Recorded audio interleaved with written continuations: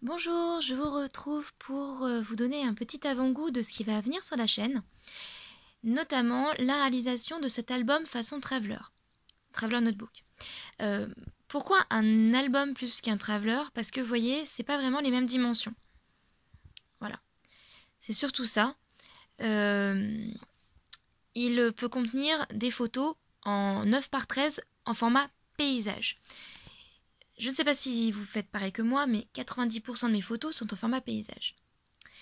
Et actuellement, c'est un peu la mode des imprimantes selfie. C'est-à-dire des imprimantes qu'on peut emmener, qui sont nomades, et qu'on peut emmener avec nous, par exemple en vacances. Et donc on peut imprimer nos photos directement pendant nos vacances et les placer dans un traveler. Donc ça, c'est vachement chouette. Je compte m'acheter d'ailleurs une selfie prochainement. Et donc, utiliser ce format-là, c'est pour ça que je voulais tester un petit peu ce format-là, voir si j'étais capable de le remplir comme ça au fur et à mesure. Je vous ferai deux vidéos, une vidéo réalisation et puis une vidéo plutôt axée sur la décoration. En sachant que sur la vidéo réalisation, je vais pas entrer dans le détail de la réalisation. Je vais pas faire le tutoriel à proprement parler parce que je réalise exactement ou quasiment exactement la même chose qu'Emilie de la DTF Déco. D'ailleurs, dans la vidéo réalisation, je vous mettrai le lien de sa vidéo qui date du festival d'été. Voilà, parce que ce serait pas correct de ma part de m'approprier un tutoriel qui n'est pas le mien, on est bien d'accord. Moi, je vais surtout insister sur la réalisation de la couverture et sur les dimensions.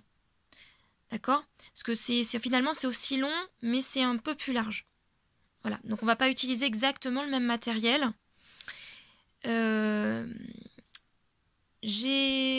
Oui, dans la vidéo décoration également, finalement je vais pas réaliser la décoration avec vous, je vais juste vous expliquer en détail comment je l'ai réalisé et vous dire ce à quoi je pense consacrer telle ou telle page. Parce que c'est pas forcément super évident vu comme ça. Vous le verrez quand je vous présenterai rapidement le Traveler. Mais c'est pas proprement parlé très évident. Moi, ça correspond à ma propre façon de voir les choses. J'ai une formation scientifique, notamment en géologie. Et il se trouve que quand je faisais de la volcanologie, on passait un samedi sur deux sur le terrain avec un carnet à dessiner des affleurements, à faire des croquis, à prendre des notes. Et je pense que c'est pour ça que j'aime autant le Traveler, c'est que ça me rappelle cette époque-là où bah ouais, c'est vrai qu'on bossait plus que les autres parce que le week-end, on passait une partie de nos week-ends sur le terrain. Mais à côté de ça, bah on a appris beaucoup, on s'est bien marré, on s'est pris pas mal la flotte. Hein, parce que moi je suis aussi auvergnate, hein, donc autant vous dire que le climat auvergnat n'est pas toujours de la partie, hein, surtout quand on fait volcano au premier semestre. Hein. Donc ouais, c'était une période je suis un peu nostalgique de cette période-là où on passait notre temps avec notre sac sur le dos, un petit calepin, un crayon de papier, et puis avec nos chaussures de marche, on faisait un peu les baroudeurs dans la forêt et dans la campagne, c'était chouette. Et donc du coup, j'aimerais pouvoir mettre autant de choses dans ce genre de carnet. Je voudrais mettre à la fois des photos que je pourrais mettre directement après les avoir imprimées. Je compte m'acheter la selfie prochainement. Imprimer des photos 9 par 13, donc, dans ce sens-là. Hein. Avoir de la place pour écrire. Donc je vous ai pas... Ah ça fait penser, j'ai oublié de le mettre dedans. Je me suis fait un petit calepin, un petit carnet, parce que j'aimerais bien avoir de la place pour pouvoir écrire.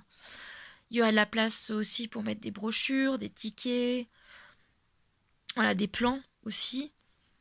Voilà, donc c'est vraiment c'est adapté à ma façon de voir les choses et en un peu plus grand parce que je pense que comme beaucoup de femmes, j'emporte ma vie avec moi et les carnets, j'aime bien tout noter. Tout noter et j'adore écrire aussi.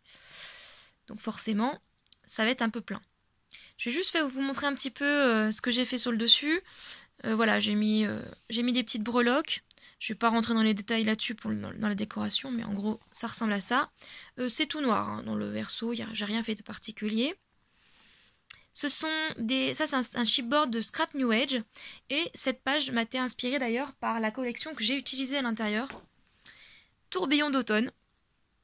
Voilà, donc j'ai utilisé 6 pages, 30 par 30, pour réaliser ce traveler-là. Et il m'en reste 6 autres, hein, comme vous voyez. Il me reste toute une page avec plein de die-cuts. J'ai pas utilisé les die-cuts de la collection, j'ai utilisé des die-cuts de Toga. Alors, c'est une collection, franchement, je sais pas du tout si elle est toujours en vente. Il n'y a pas de nom dessus. Il y avait à la fois des mots et à la fois des... Enfin, j'avais acheté deux sachets. Un sachet avec les mots, un sachet avec les formes. Donc voilà à quoi ça ressemble. Pareil, les feuilles, ça vient d'Action. Je les ai achetées il y a 2 ans, facile, je pense, 1 ou 2 ans. J'ai aussi utilisé des sprays F-Déco, des Magic Pen F-Déco, des tampons Studio Light. Voilà. Je vous dis, je vous montre ça vite fait parce que je vais pas... Je vous expliquerai tout ça dans la décoration. Vous voyez ces papiers comme ils sont beaux. Aïe aïe aïe. C'est trop beau.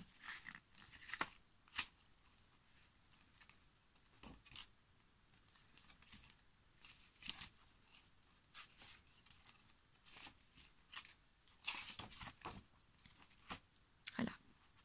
Tac. Et puis là c'est une petite... C'est une petite pochette. Et en fait, la page qui m'a inspiré le plus, c'est celle-ci. Elle est tellement belle et la vidéo lui rend vraiment pas justice. Elle est magnifique. Voilà, donc j'espère que cette petite présentation vous a plu et que vous serez avec moi les semaines qui vont suivre pour voir un petit peu la réalisation de cet album. Bonne journée!